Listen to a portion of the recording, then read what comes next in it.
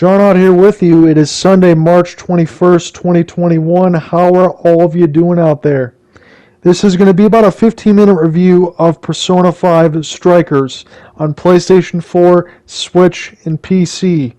There's a lot of things that I want to get to, so I want to kind of go through this very quickly. So the long and short of it here is, do you enjoy Musou games, and have you played Persona 5? Because if you can't answer either one of those questions, I can't wholeheartedly recommend Persona 5 Strikers to you. There are a few minor annoyances with Persona 5 Strikers, and I want to get that out of the way before I talk about the plentiful amount of good things in this game. And I also want to keep you in mind to what you're seeing right now. I'm going through the tutorial and I'm skipping through a lot of these opening cutscenes. And this isn't just to take away spoilers and all of that. Yes, this is spoiler free, but I want to let you know that you're in for a type of game that has RPG story elements. And yes, this game is very, very, very long, especially for a genre that is in this Musou title. Whether it's a crossover or not, you need to be very aware of that. So, minor annoyances. So, as I've beaten this game, it's taken me about 80 hours. Most of you probably be about 50, 60 thereabouts. This is still the vanilla 1.0 version. And for the life of me, there is some really good voice acting, as I've come to expect in the Persona series. But to be honest with you guys, I can't really hear it. And it's not just because the soundbar is on a low volume. There is no volume control inside the settings, and I'm talking about sound effects, music, voice, all of that. What you see is what you get. Nothing's there. So there's going to be key times in this game where honestly you can't hear your teammates speak, or you might be missing something in the story if you don't turn stuff up loud enough. And yes, it'll get obnoxious where certain instances are louder than they should be or way too damn quiet. Other minor annoyances for me here. There's not a lot of graphical problems with this game, but the one that I always can't help but notice is when you're out in the hideout and you're talking with your teammates, and I don't know if this is because they've lifted Yusuke or An or Morgana or all of them from just vanilla P5 and put them into Strikers, but when you really look at it on the TV, it looks kind of grainy and they look a little out of place, like that image isn't really clean. And it's really, really noticeable, especially after when you get the game in your hand and you hear me talk about it, that's all you'll think about sometimes, and that does get a little annoying.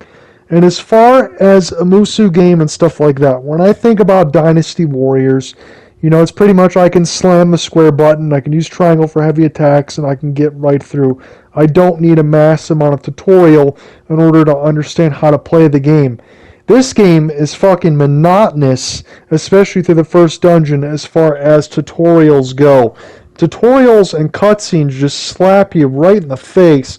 And I think about 2 hours, maybe 2.5 hours go by, and you're sitting there wondering, how much of the game am I actually playing really? And that's a little scary as far as all of that stuff is concerned. So you got to be thinking about that. And as I said, with the cutscenes and all of that, usually in Musou games, not really considered to be very long, very story-driven. This is Persona 5. This is Persona 5 Strikers, a spin-off iteration. There is going to be a lot of story, a lot of cutscenes, so you got to get yourself prepared for all of that. As far as game issues and all of that, only really had the game crash on me one time. I couldn't get out of the Velvet Room. This game, other than that, you can play at a performance or quality mode if you want to, where you can get 4K 30 or you can get seamless, 60 FPS. It works great on the PlayStation 5. That's what I'm playing this on right now. Very, very enjoyable on that aspect. So, with the bad stuff out of the way, I want to talk about the game itself and some of the good things that it does, because honestly I really do like this game, but as I mentioned on the onset, you got to decide where you're at, whether you've played Persona 5 or whether you've played Musou games before. So when you talk about combat, usually there's a lot of enemies on the screen and stuff like that. And you can proceed to the next area after doing story. This is all the stuff that you're used to, whether it's Hyrule Warriors, or Attack on Titan, or Dynasty Warriors, or Dragon Quest Heroes. Where Persona 5 does a little bit different, especially in the musou scene, is it uses a lot of its combat, stemming from the solid turn-based combat from 3, 4, 5, all of that. Meaning, you need to be able to attack an enemy's weakness, and then you get one more attacks or baton passes to get your teammates involved. So it pretty much encourages you to bring the correct personas with you, and as a Joker, you can handle multiple for any type of combat situation that you need. So you know the enemy's weaknesses, you attack them, you do all out attacks, you move on and on and on. So combat in Tactician and all of that is very, very enjoyable. And from a Musou side of it, Persona 5 Strikers does an excellent job in keeping you involved in the combat and never really letting you go. But as I said with the tutorials and all of that, if you get past the first couple hours and you proceed through the story, and I'm not talking about as far as the story's bad, you just got to get through the tutorials and all of that. Once all that stuff gets out of your way and you get a chance to digest what you see on the screen, because it's really fucking disorienting at the very beginning, but once you get a chance to go through all that, you really can realize that Persona 5 Strikers is not only an excellent Musou game, but it really is an excellent game, all told. And even across from P5 to P5 Strikers, honestly, Atlus, Sega, and Koei Tecmo did not pull any punches. If you're really feeling like this game should be a true sequel to P5, it makes a lot of sense. I know a lot of those quick reviews had talked about all that, but this game is really good as a standalone. But like I said, you got to know where you are with all of that. So, long story short, you can't get away with just pressing buttons. You got to know what the combat tactics are, but there's a few different things here.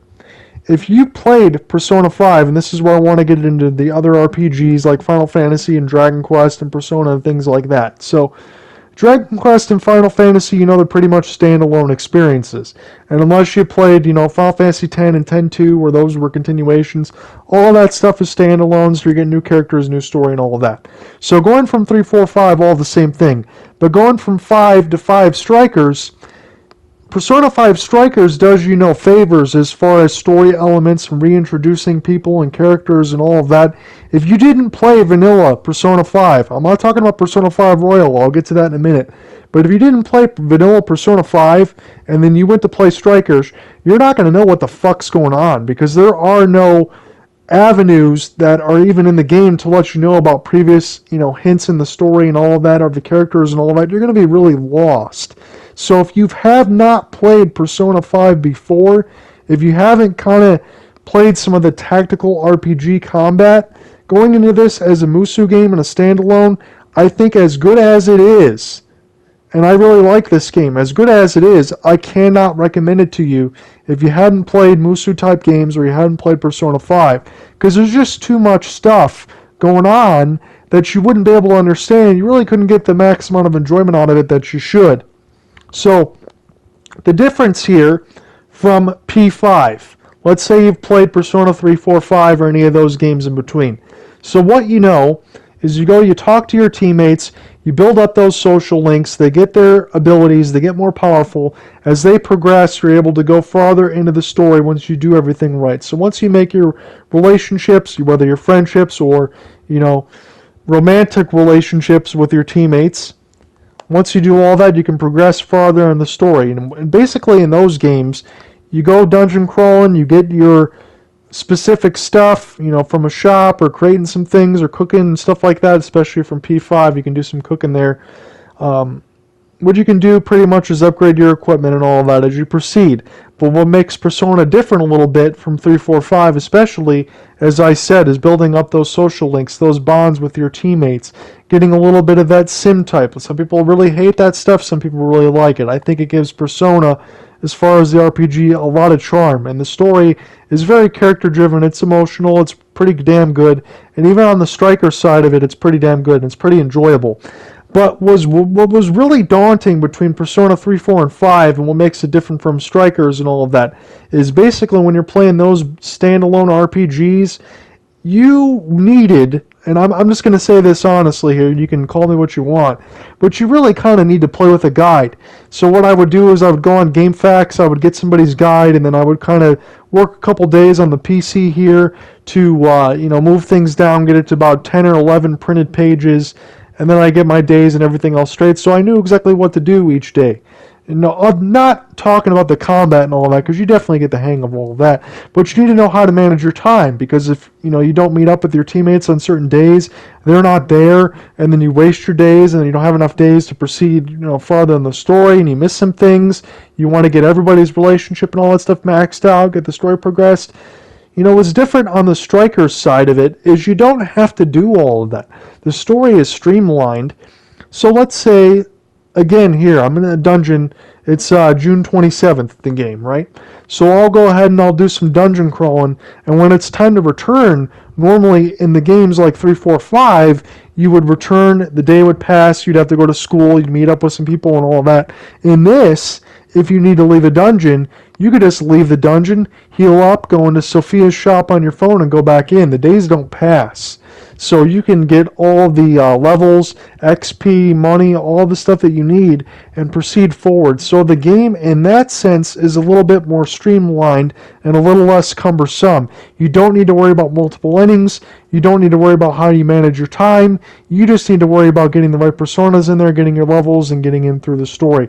Because all of the bonds between your characters, their relationships, that all progresses as the story goes.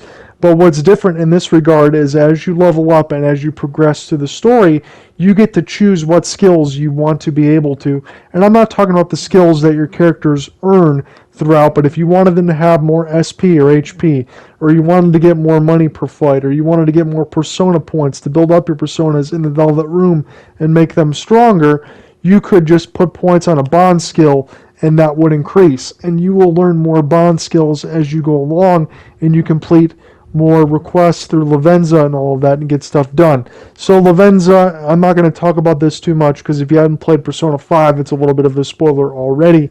So those characters in there, you talk to Lavenza, she's the one that helps you build up your personas. So as long as you have the right level and the right amount of points, you can just combine them like how you would Pokemon and stuff like that.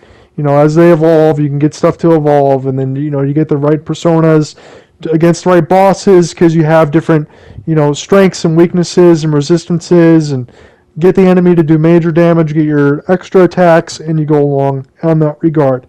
So here's the ultimate ticket here. We talk about a little bit what the combat's like. We talk about a little bit what about the exploration is going to be. You're going to go ahead, you're going to do some story sequences, you're going to do some fighting, you're going to do a little investigating from time to time. Basically the shops and everything else in here, it's kind of like an abbreviated RPG. If you played Shining Force on the Sega Genesis, there'd be towns and stuff like that. You play the handheld version, there's no towns, it's just straight up shops.